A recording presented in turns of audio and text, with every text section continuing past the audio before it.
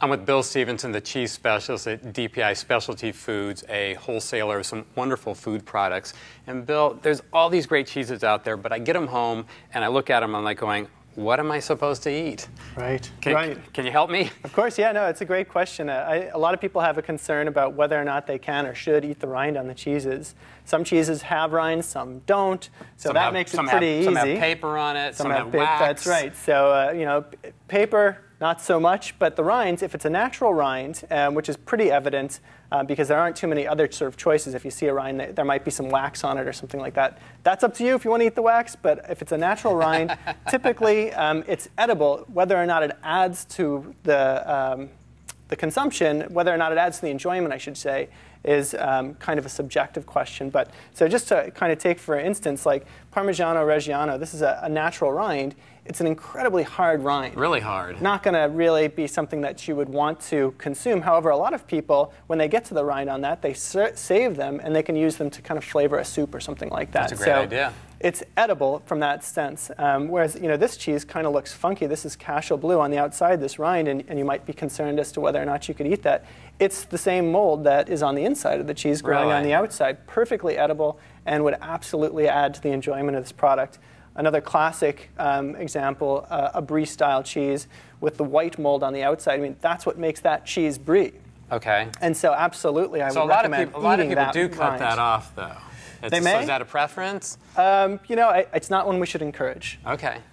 Okay, so because it is good and it's edible. It is, absolutely. No, and I do believe that it adds to the enjoyment of the product, absolutely. But it is a subjective question, and if somebody doesn't enjoy it, then they shouldn't eat it. Now, I have seen some cheese in leaves, wrapped in leaves. Right, yeah. So those are beautiful. So is that treated like paper? Right, that is treated like paper, absolutely. You know, the historical origin of leaves is basically just another cheese wrap. Okay. So it was designed to sort of help protect the cheese and keep the moisture in. Not really edible, but beautiful, certainly. Okay. And these days, it can still be used for that purpose as much as for aesthetics. Okay, all right. Now, at my house, the cheese doesn't last a long time, but you know, a lot of times I am going to try and save it. I've heard everything from wrapping it in, say, paper towel, putting it in a plastic bag, you know, plastic wrap. What are you supposed to do with cheese? Right. Well, we're fortunate to have, you know, for sale in a lot of retailers these days, these beautiful cheese papers.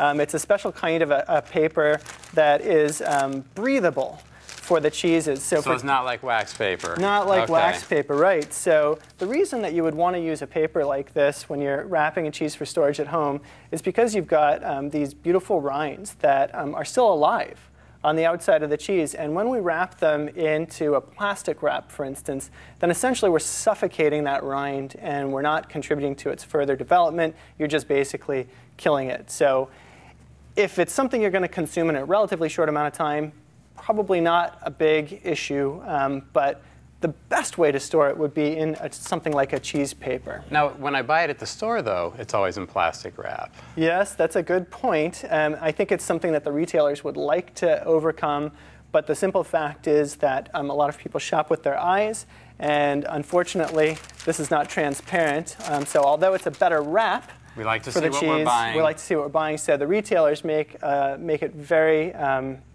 They make a point to try and only wrap as much as they can sell in a very short amount of time, and then just continue to refill that case. That makes a lot of sense. All right. That's some great information. If you'd like more information about cheese, we'll have a link to their Cheese U website. So thanks a lot, Bill. You bet.